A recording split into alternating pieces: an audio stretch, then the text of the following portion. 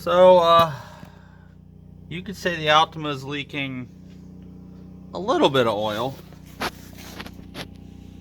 I mean, only the whole bottom of the car is wet. I originally thought it was a valve cover, but I'm now thinking it's more likely my front main seal. So, drop the belt off, pop that bolt out, and see if we can pull this pulley off, take a look at it. So, this time the bolt actually came out. If you guys don't understand that, when we went to rebuild this VQ the first time, the crank pulley bolt for some reason was stuck to the pulley itself, so we had to drill it out, and once the head came off, I just wound the shaft out by hand. It wasn't even like the threads were seized. So this one came out, and you might notice there's something missing. Well, there's no front main seal in there, and that's because it's on the pulley. Came out with the pulley very easily, which is concerning. I guess I should have RTV'd that in. I didn't think I had to. The rear main seal might be, it might not be. I don't know, but that one doesn't leak. I don't know why this one would need it, but yeah. The thing that's concerning, though, is the back of this pulley is kind of chewed up. See this little sharp? Yeah, I don't know what that's about. I'm going to do some investigating before this goes back together. Alright, I cleaned this up. Alcohol, made sure that's all clean in the bore. I cleaned the seal. What I'm going to do this time is put some RTV on the outside of that seal to make sure it stays in there, because all it did is it just came loose. And then this is going to need a little finesse with a file and my bench grinder. This tiny little lip off there, you can barely see it, so I just got to skim the edge of it. It really shouldn't be a big deal.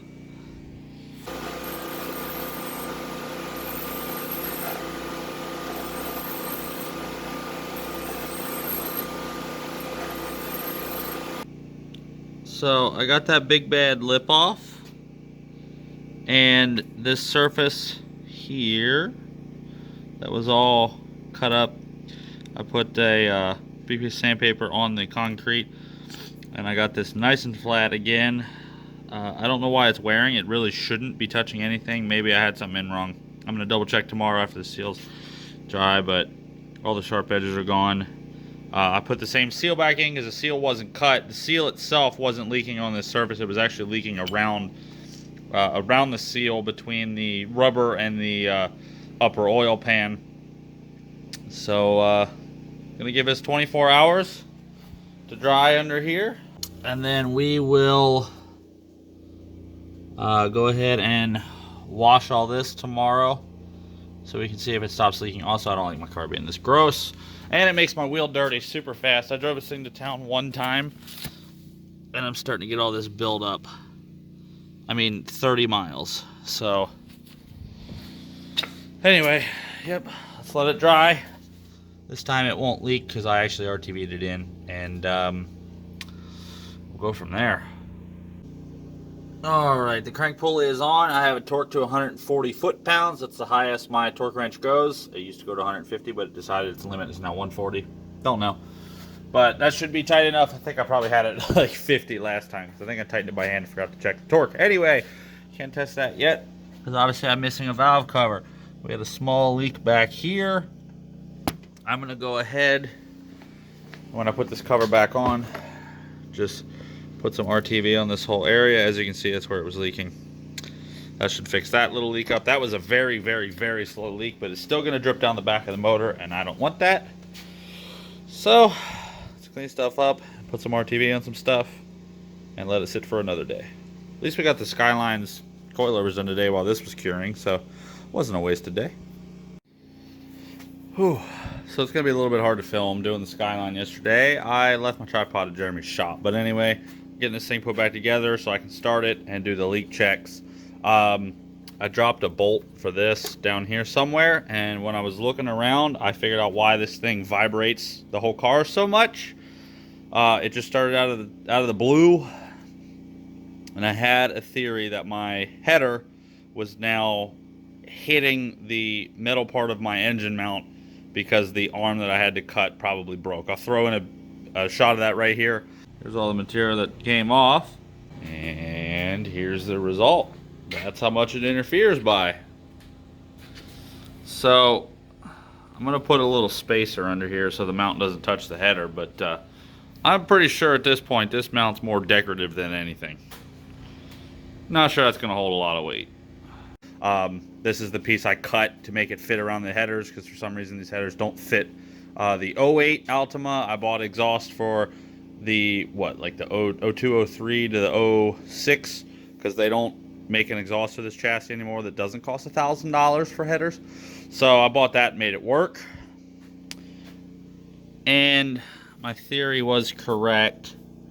You can see right there, just a little bit, that crack, it broke. So this header, sorry, I can't get a great shot. Everything's tight, but this header is now laying on that metal piece. Since that broke, and therefore it's vibrating the car. So I guess I'll have to dream up a solution for that. Alright, let's go ahead and give this thing a start. Check for leaks. Obviously I'm not going to be able to check behind the valve cover, but that one was such a slow leak. If it even sticks around, it's really not a big deal. What do you mean, the key's in my pocket? Yeah, there we go. Alright, let's watch that oil pressure. Yep, sounds good. What are you beeping about? Oh. Yeah, well, the serpentine belt, I know, yeah, stop beeping at me. I know the serpentine belt's not on. See if it's leaking on the floor.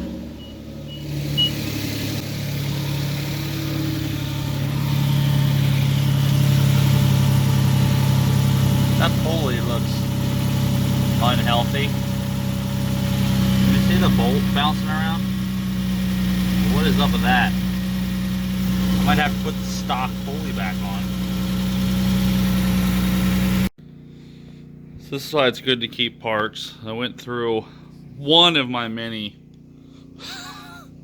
parts shelves back here, and I have the harmonic balancer, or the crank pulley, whatever you want to call it, from the parts VQ that I got the cam that I needed for this out of. Might swap it on. This is going to need cleaned up a lot. That also means I can go back to running a stock belt, which I have, because this belt that's on it now is a shortened belt for that still in underdrive pulley, and it's shredded. So I think I'm going to clean this up and put it on and see if it runs truer, because that one you saw kind of runs like that, and I don't like that. Alright, pulley is off. Looks like it was almost getting chewed again somehow. I don't know by what. It's supposed to be flat against the crank, but apparently it's not. I wiped this off. I got this all cleaned up. Let's go ahead and install this and see what happens. Well, new problem. This crank pulley hits my aftermarket oil pressure sensor sender, and I even moved it over and have it pushed up against the coolant hose that goes to the oil cooler / oil sandwich plate. Alright, I got it bolted on. I unbolted this hard line. I have to make a bracket for it later, but I moved it enough out of the way to get this out of the way, just enough that the belt will fit. I'm gonna go ahead and start the car, and if this runs a lot straighter than the other one, we're keeping it. Ow, that went right on my back.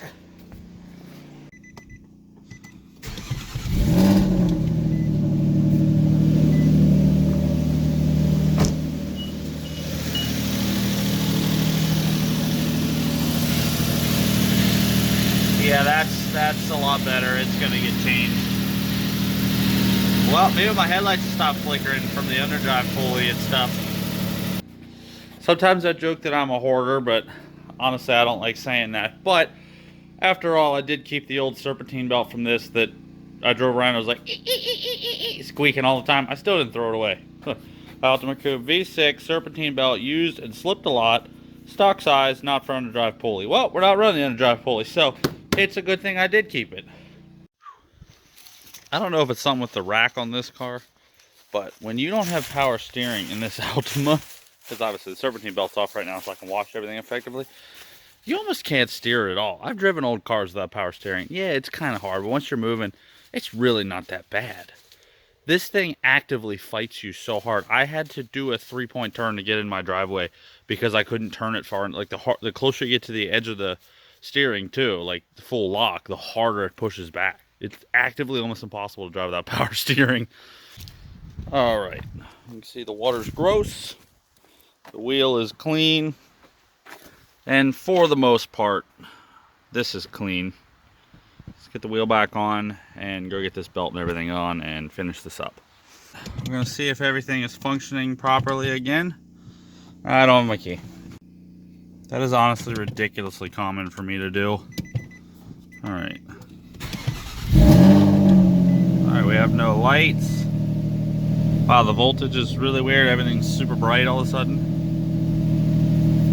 Oh God, the steering is so light now. Like that takes nothing. I will just continue to let this run, and well, not right now, but I will continue driving this, and hopefully that leak will stop. I expect it to. All right, let's get the hood down. Car's nice and warmed up. All right, let's go make sure it feels normal. I'm gonna run it a little hard, really splash some oil around in there, and then when I park it, I'm gonna put a board under it. Since I'm gonna park it over here and I don't have asphalt, so I wouldn't be able to see it drip. The board will show me if it drips any oil, which hopefully it's not. If it's a tiny little bit, it might be residual. I'll keep doing the test. If it's a lot, obviously it's leaking, but I don't expect it to leak.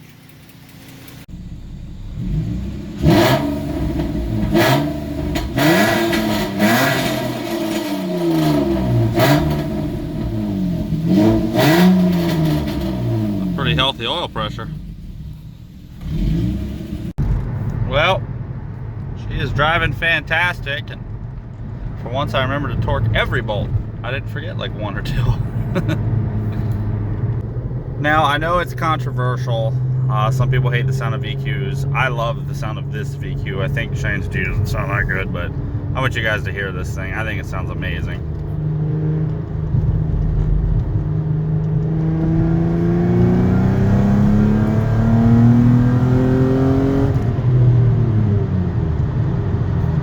I can't shift, I'm holding the camera. I guess I'm just gonna drift all the way home. So I might be able to see under there. I got the plywood laying there. I'll let that sit for a little bit so we can see if it drips.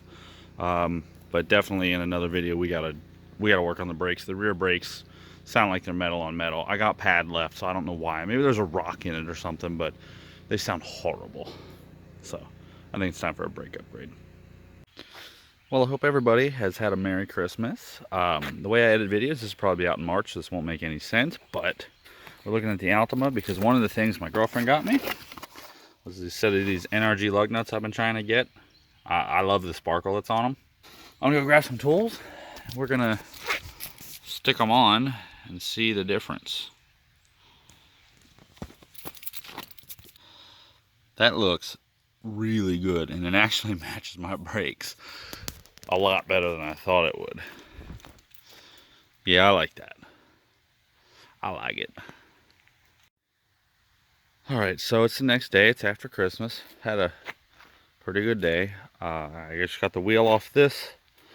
Got the shredded serpentine belt off. It seems that it had like a notch in it, so it would go every time it would go around the same spot. I think it had a weak spot. I really should have just got a new belt, but I was like, it'll work for now. Well, for now was one day. So this is now movable again. It just will not have power steering or charging again. But yeah, if we look at this belt, I got it from this way so the sun doesn't mess it up. Like there's whole pieces that completely disconnected. So this is what the terrible, I had to cut it to get it off because it had walked off the pulleys on the back, so it was tight even with the tensioner maxed out. But this piece is still attached and is quite large, so this thing was just slapping everything in the engine bay. This was lodged like in the alternator housing. So yeah, but at least it's something easy and it's not, you know, a piston cracked and flew apart inside the motor, because if I would have been filming when it did it, that's what it sounded like. It literally sounded like all the pistons just went into 4 equal pieces and then were just getting beat to hell by the rods.